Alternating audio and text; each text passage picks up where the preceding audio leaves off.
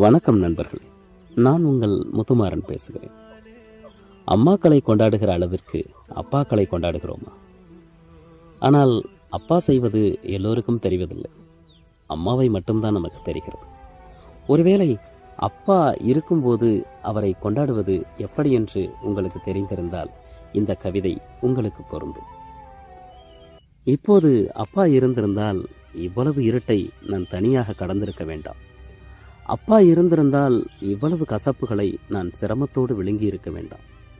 அப்பா இருந்திருந்தால் இவ்வளவு பயத்தோடு நான் தன்னந்தனியே நின்றிருக்க வேண்டாம். அப்பா இருந்திருந்தால் இவ்வளவு புறக்கணிப்புகளை நான் நெஞ்சோடு சுமந்திருக்க வேண்டாம். இன்னும் அப்பா இருந்திருந்தால் இதெல்லாம் எனக்கு நிகழ்ந்திருக்காதா என சற்று ஆசுவாசப்பட வேணும் அப்பா இருந்திருக்கலாம் இல்லையா?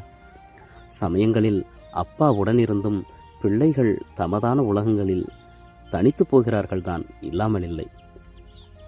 இருந்தும் அப்பாக்களற்ற பிள்ளைகளின் உலகம் ஏன் இவ்வளவு தனித்து போய் இருளடைந்திருக்கிறதென யாருக்கேனும் தெரியுமா என்ன?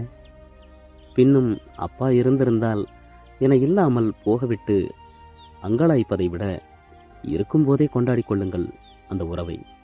உண்மையில் தந்தையின் கரம் பிடித்து வாழ்வின் கரைகளை கடக்க முடிவதெல்லாம் பெரும் வரம்தான் இல்லையா? அது எல்லோருக்கும் அவ்வளவு எளிதாய் வாய்த்திடுவதில்லை. அப்பாக்களை கொண்டாடுங்கள். அப்பா இருக்கும்போதே அவர்களை கொண்டாடி மகிழுங்கள். ஒருவேளை இது பாதிப்பை ஏற்படுத்தியிருந்தா மன்னிக்கவும். பிடிச்சிருந்தா லைக் பண்ணுங்க, ஷேர் பண்ணுங்க, கமெண்ட் பண்ணுங்க.